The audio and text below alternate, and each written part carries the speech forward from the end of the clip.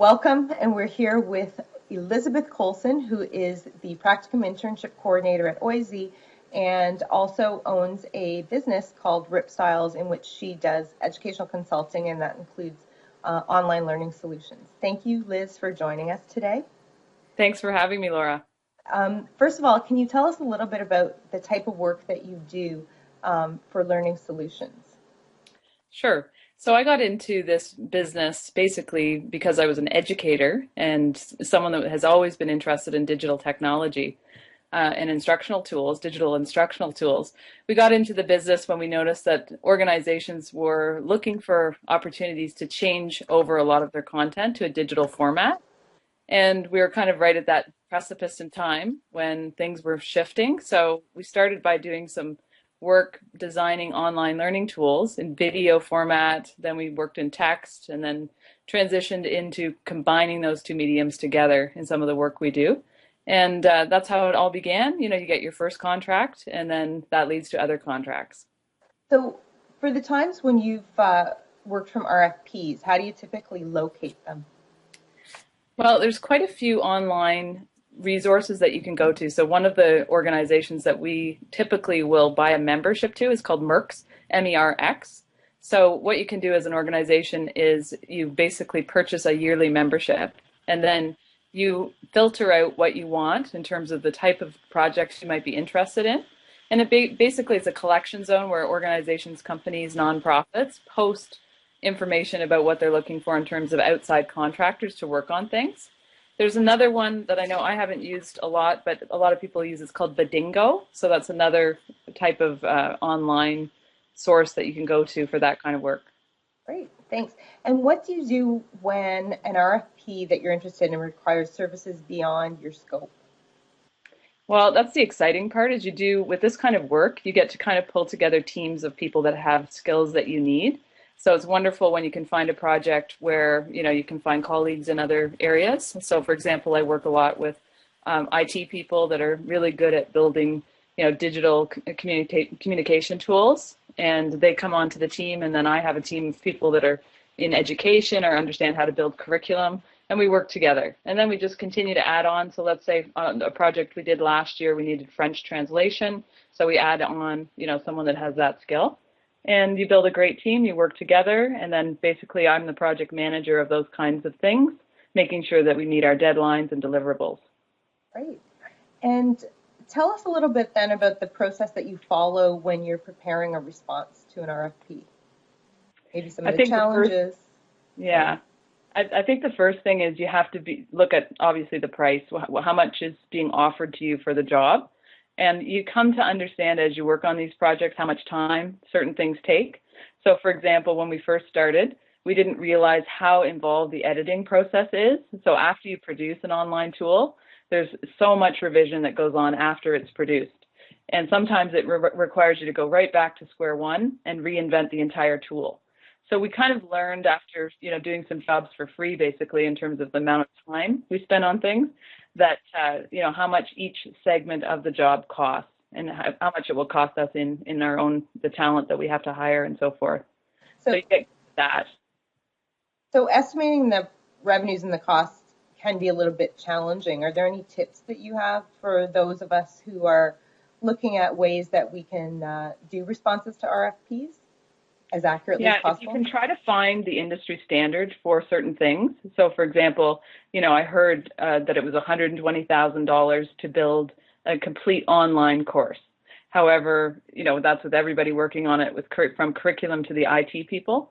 And as you experiment with each section of building something like that, you start to realize, no, it's actually more like $400,000. So it really has been a lot of trial and error, but also trying to figure out industry standard prices for things by, you know, investigating your competitors, by talking to people in the industry that are working alongside you, maybe in a different field, slightly different field that aren't competitors that are willing to share information. So you do have to be pretty aggressive and tactful about trying to find that information. Are there any sorts of things that you really need to think carefully about in terms of including in the proposal itself in a response to an RFP? I think it's really important to answer their questions and also to make sure you ask for a call.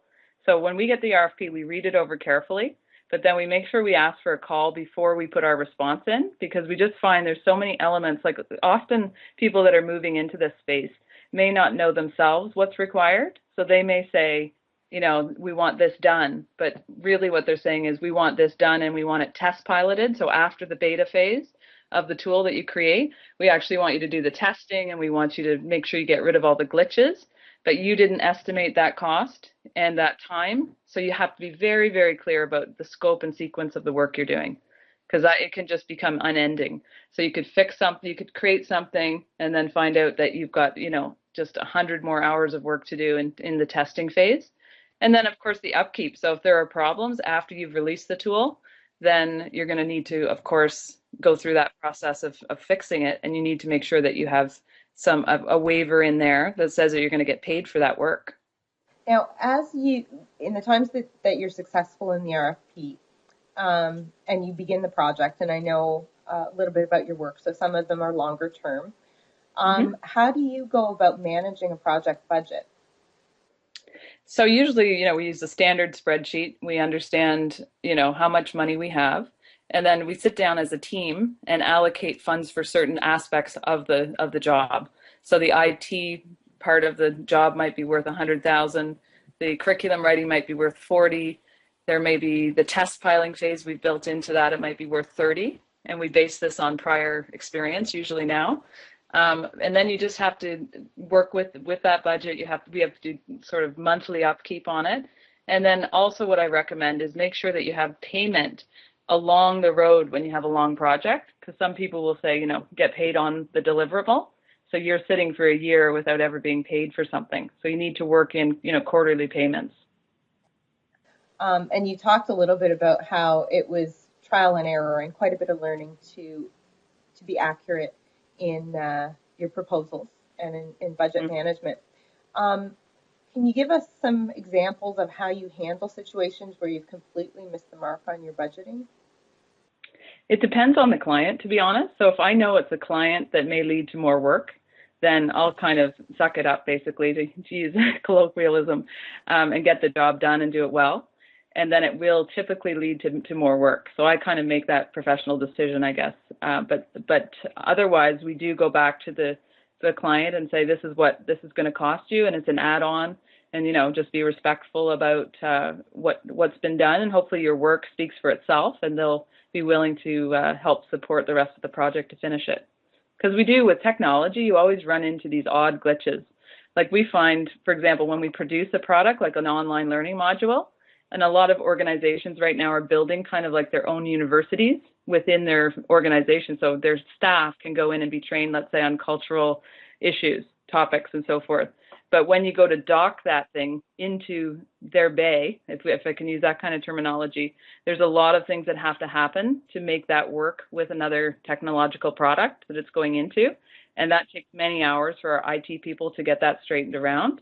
And we realize that in itself is a whole mini contract to just get it set up in the the system. So it sounds like you really have to think carefully about anything that could go wrong, any contingencies, and really spell out specifically what you're willing to do and what's beyond the scope of the project, so that there aren't any misunderstandings down the line.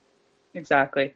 And we've started to learn, like a small module that takes someone 20 minutes to complete that might have a video component, a drag and drop quiz, those kind of things. We've learned how to build those with using some of the cheaper technologies that, some things that already have frameworks built for you. And that's been very helpful in learning what's out there. So you have to also stay very current in terms of working with tech people that are aware of, what's out there that we can use for free and appropriate into what we're doing.